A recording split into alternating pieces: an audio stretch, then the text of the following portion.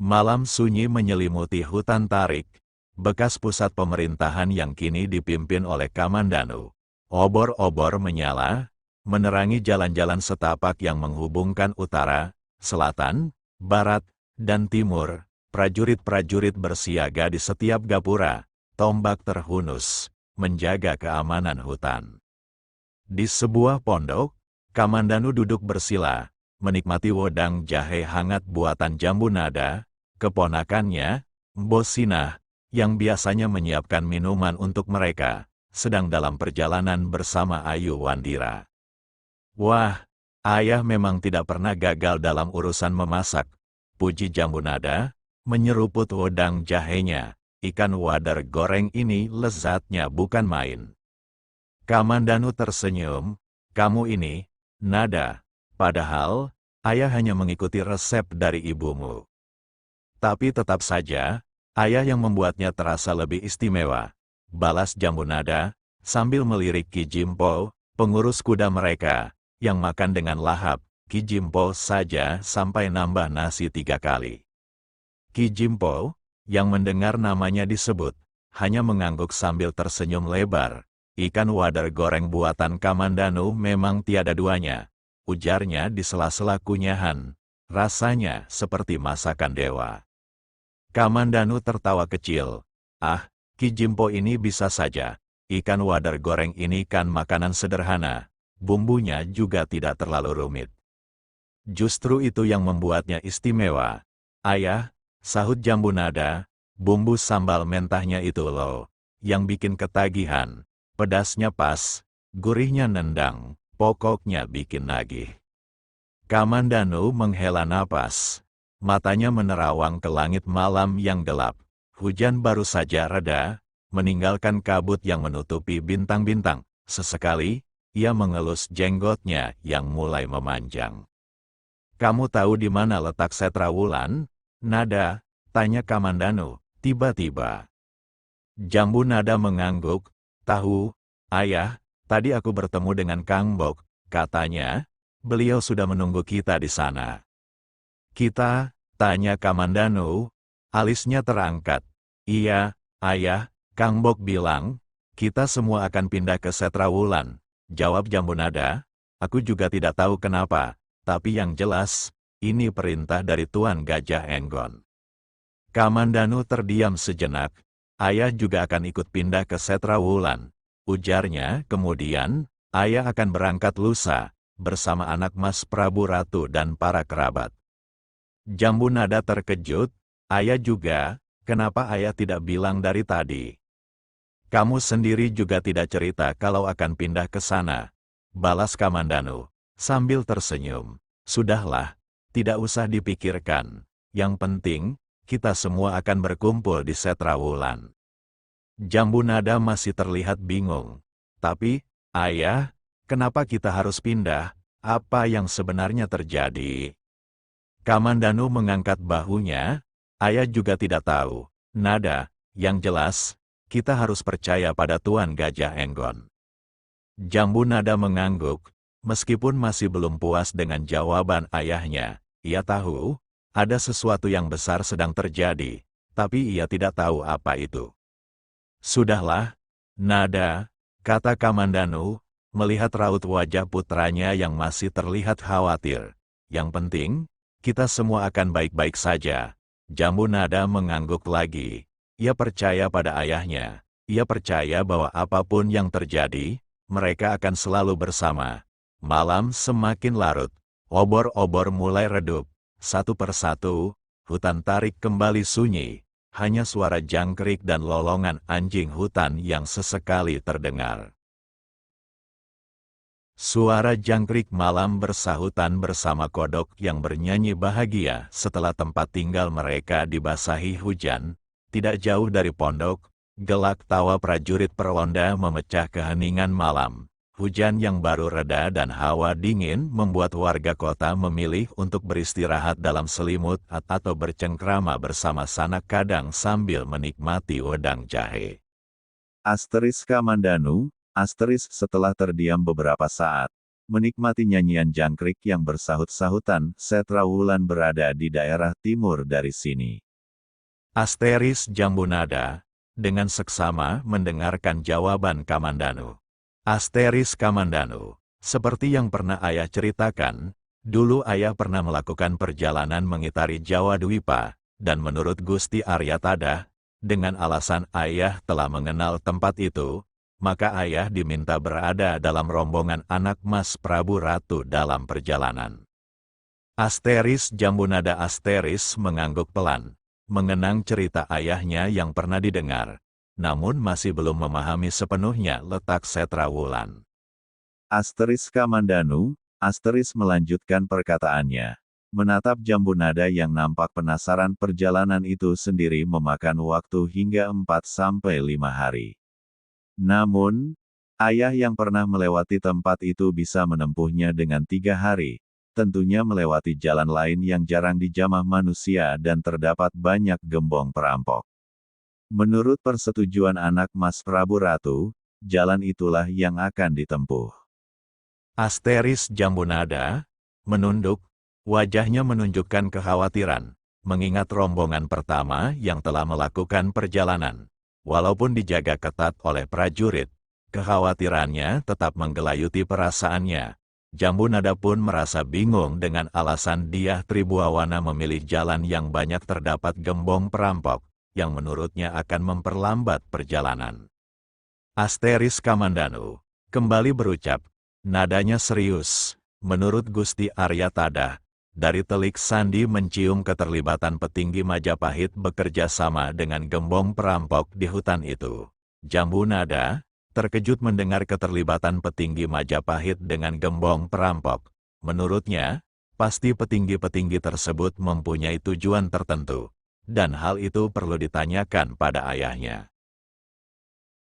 Eyang Gusti Tada, apakah juga memberikan keterangan pada ayah tentang tujuan petinggi Majapahit itu bersama gembong perampok? Tanya Jambunada dengan penasaran. Kamandanu menggelengkan kepala. Untuk itulah alasan anak Mas Prabu Ratu melewati hutan itu, mengetahui siapa dalangnya dan tujuan keterlibatan mereka. Jawab Kamandanu sambil berdiri menuju jendela kayu yang sengaja belum dirapatkan. Bukankah besok kau mendahului bersama adik Gajah Mada? Tanya Kamandanu sambil berpaling menatap putranya itu. Jambunada mengangguk, memang demikianlah pesan yang saya dapatkan dari Gajah Enggon.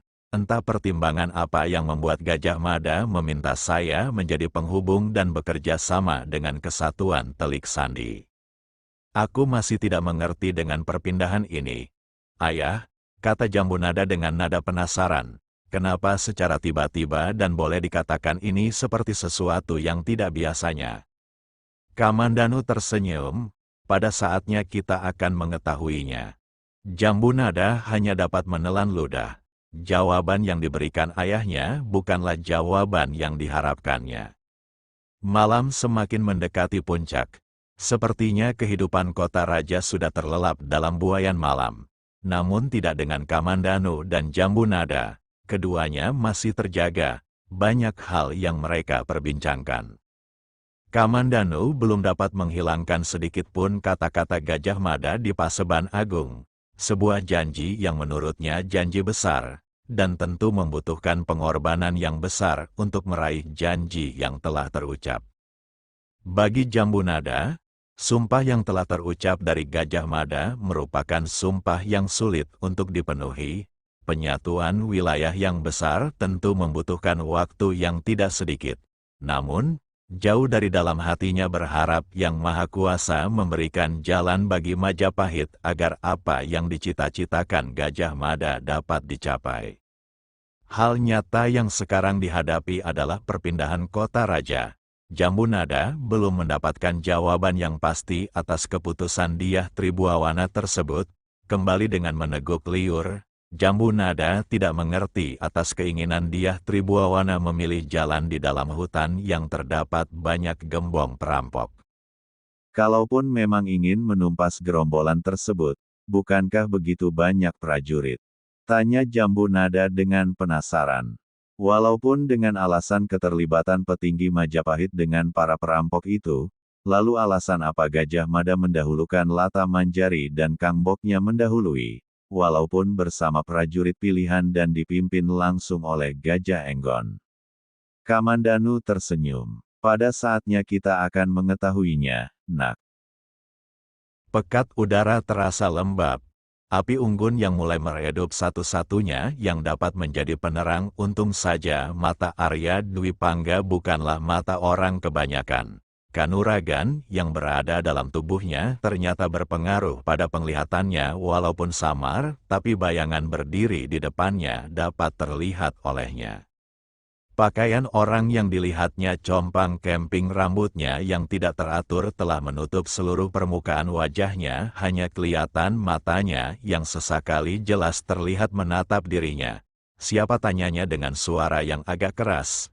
Tidak ada jawaban, hanya dengusan nafas. Dua bayangan berkelebat di depannya. Dua bayangan yang datang itu adalah orang yang dikenalnya dengan baik. Orang yang selama ini dirawatnya dan membuat dirinya harus bertahan dalam ruang yang pekat itu. Mereka adalah Jasawiret dan Layang Samba. Orang itu sedari tadi di situ, Raden, kabarnya pada Jasawiret. Orang yang dipanggilnya Raden tersenyum.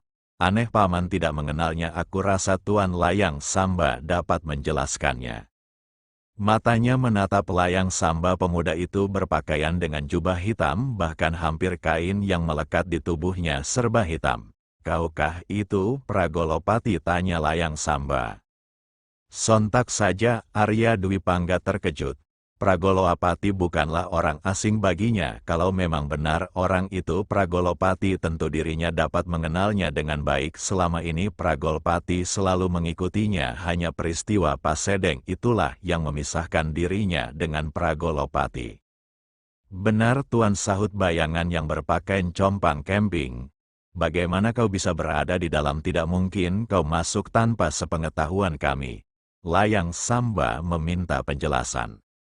Aku tidak masuk dari mulut goa, sahut bayangan itu. Tuan Raden dan Eyang Guru terlalu lama berada di sini sehingga tidak lagi mengingat dunia luar. Arya Dwi Pangga sudah tidak dapat menahan rasa penasarannya untuk meyakinkan dirinya. Arya Dwi Pangga merasa perlu untuk mendekati bayangan itu. Dengan seksama dibantu api unggun, jelaslah bahwa pemuda bercompang-camping itu adalah Pragolopati, pemuda yang berasal dari tanah Kurawan. Eyang Guru tidak perlu meragukanku, kata Pragolopati tersenyum setengah. Diriku adalah Yang Mulia Amuraja.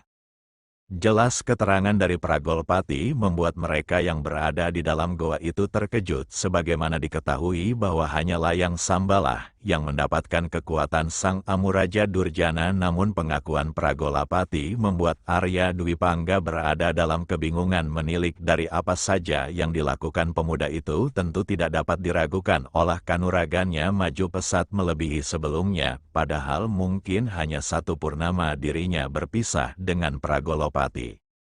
Sesuatu yang janggal menurut pemikiran Arya Dwi Pangga.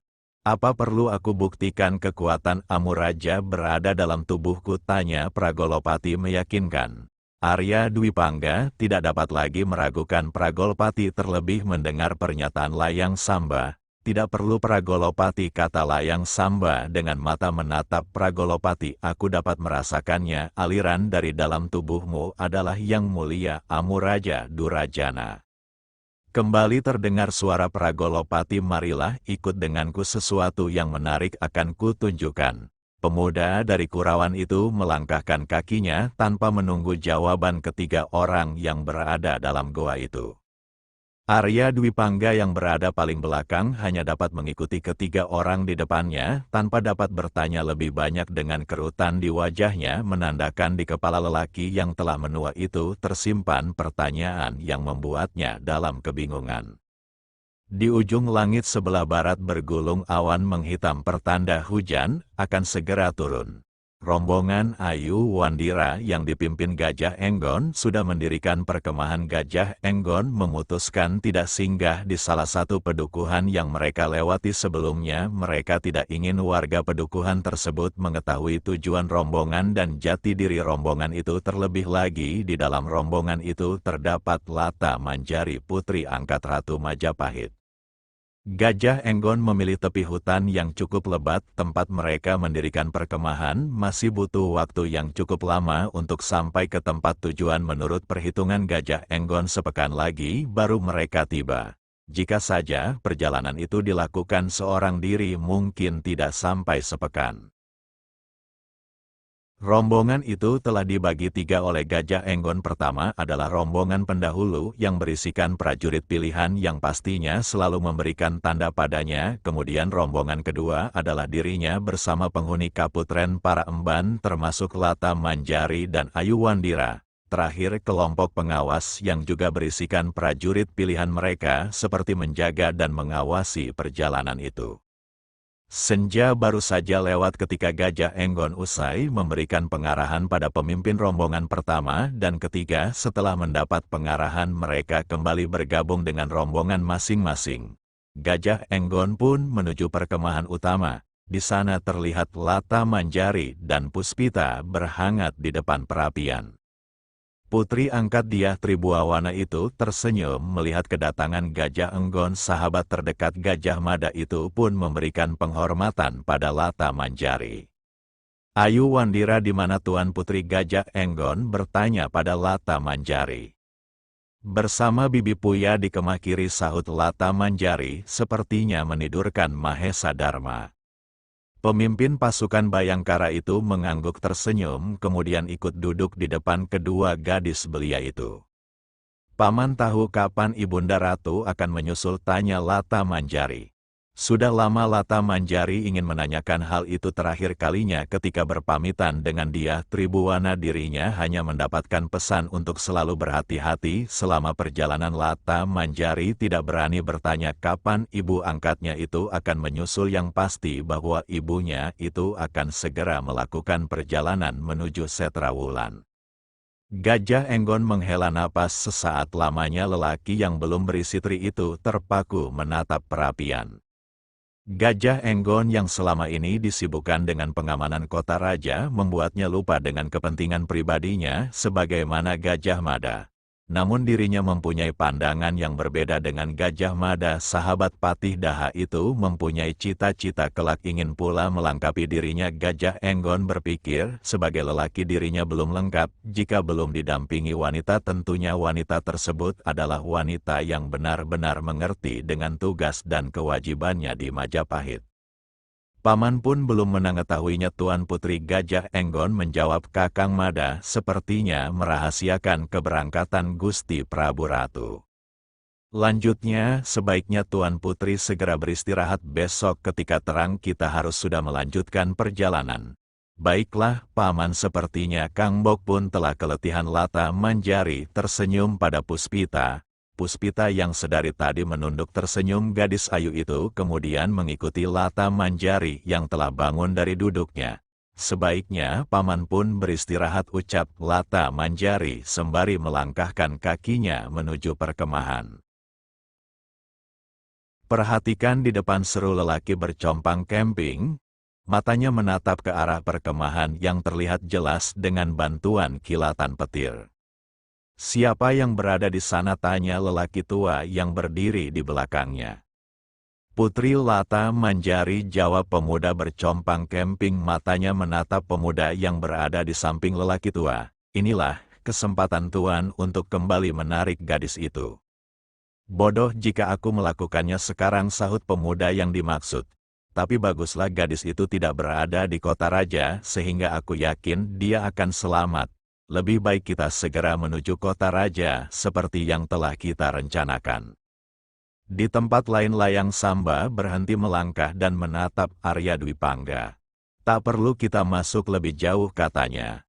Telik Sandi pasti bekerja dengan baik. Kita akan mendengarkan keterangan lebih banyak dari mereka. Sebenarnya apa yang Tuan rencanakan? Adakah sesuatu yang tidak aku ketahui? Tanya Arya Dwi Pangga dengan heran. Banyak yang paman tidak ketahui, jawab Jasa Wiratlah dengan senyum. Sekarang kami bekerja dengan hati-hati. Tapi paman tidak perlu khawatir, pada saatnya paman tentu dilibatkan dan kami butuh orang-orang seperti paman. Matahari menuju puncak, namun rindangnya pepohonan membuat teriknya matahari tak dapat langsung mencengkram. Di istana, tepatnya Witana, digelar Paseban Agung. Ratu Majapahit menggelar pertemuan dengan seluruh petinggi Majapahit termasuk perwakilan daerah bawahan. Terima kasih, ujar Dyah Tribuawana usai mendapat salam penghormatan. Semoga Hyang Widi memberikan rahmatnya pada kita semua. Putri dari pendiri Majapahit itu mengedarkan pandangan, senyumnya tersungging lembut, memberikan keteduhan namun tidak menutupi aura kewibawaan. Tak perlu aku berpanjang lebar, tentu kabarnya ini sudah terdengar oleh kalian. Maka dari itu tujuanku mengundang satria-satria Majapahit adalah memastikan bahwa kabar itu benar, agar tidak terjadi sumpang siur. Perlu rasanya mendengarkan langsung dariku. Ampun Gusti Ratu, seorang lelaki bertubuh besar memberikan penghormatan, wajahnya menunduk dalam. Banyak pertanyaan yang dilontarkan rakyat kepada hamba, hingga saat ini belum ada jawaban pasti yang hamba berikan lantaran Gusti Ratulah yang lebih mengetahui. Aku mengerti apa yang ingin paman tanyakan, sebagaimana sebagian dari yang hadir di sini pun menyimpan pertanyaan ini. Tribuawana masih melemparkan senyuman, pandangannya kemudian beralih pada Gajah Mada. Mahapati kitalah yang akan menjelaskannya. Gajah Mada bersedekap memberi penghormatan pada Dyah Tribuawana sejurus, kemudian lelaki bertubuh gempal itu berdiri. Sebenarnya sebagai abdi tak patutlah kita menanyakan apakah yang menjadi keinginan junjungan. Tugas kita hanyalah melayani beliau, namun sebagai manusia biasa yang menginginkan ketenangan lahir batin tentu mempunyai perasaan sangka buruk maupun baik, akan diarahkan kemana kita dan apa tujuan dari kebijakan junjungan kita. Lelaki yang baru menjabat sebagai Mahapati itu berhenti sejenak, kewibawaannya membuat suasana Paseban Agung dalam hening. Begitu besar pengaruh yang dibawa para petinggi Majapahit, menunggu penuh minat apa yang akan disampaikan.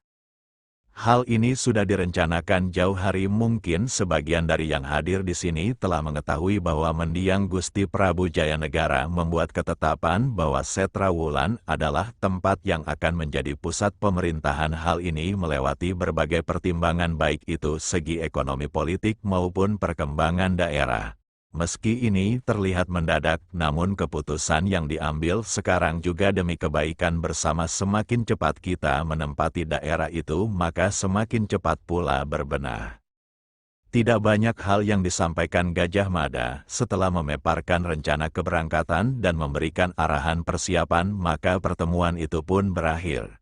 Sebagian dari yang hadir menerima bahwa memang begitulah alasan dari Prabu Ratu memindahkan kota raja. Tidak sedikit pula dari mereka berpikiran lain, menganggap hal ini sesuatu di luar kewajaran, terlebih saat ini junjungan mereka sedang berbadan dua.